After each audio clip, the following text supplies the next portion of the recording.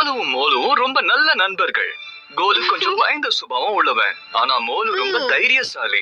ஒரு நாள் தங்களோட கிராமத்துக்கு பக்கத்துல இருக்கிற கண்காட்சிக்கு 2 பேரும் போறதா முடிவு பண்ணாங்க. மோலோ, அந்த கிராமத்தை அடையறதுக்கு காட்ட கடந்தாகணும்ல, உனக்கு பயமா இல்லையா அப்படின்னு மோலுவ கேட்டான். ஏய் கோலு, பயப்படாத, ஒண்ணும் ஆகாது. காட்டுல இருக்கிற எல்லா விலங்குகளும் என்னோட நண்பர்கள் தான். தைரியமா என் கூட வா. மோலு சொன்னது சிரிப்பா இல்ல? சீக்கிரமே அவங்க காட்ட அடைஞ்சாங்க. மோலு கூடவே வந்தாலும் அவருக்கு அந்த காட்டுல ரொம்ப பயமா இருந்துச்சு. காட்டோட இருண்ட பகுதியும் அந்த சத்தமா அவனை பயமுறுத்துச்சு. மோலு பாட்டு பாடி ஏதேதோ பேசி அவனை உற்சாகப்படுத்திக்கிட்டே போனான். அப்ப கொஞ்ச நேரத்துல பயங்கரமான கர்ஜனை சத்தம் பின்னாடி கேட்டுச்சு. அப்ப தைரியமான மோலு கூட பயந்து நடுங்குறான். என்ன சத்தம் அது அப்படின்னு கோலு கேட்டான். கரடி அப்படின்னு மோலு பதில் சொன்னா.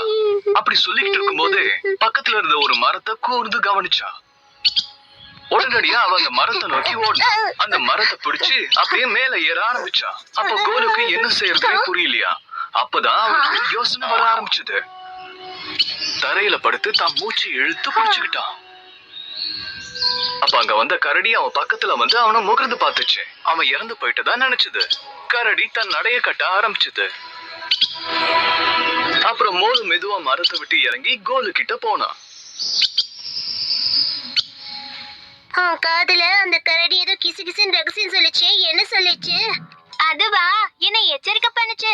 சுயநலம் பிடிச்ச நண்பர்கள் கிட்ட இருந்து ஒதுங்கி இருக்கணுமா அப்படின்னு கோலு சொன்னதை கேட்டு மோலு அவமானப்பட்டான். அதுக்கப்புறமும் கோலு சொன்னா, ஆனா நீ என்னோட பெஸ்ட் ஃப்ரெண்ட்.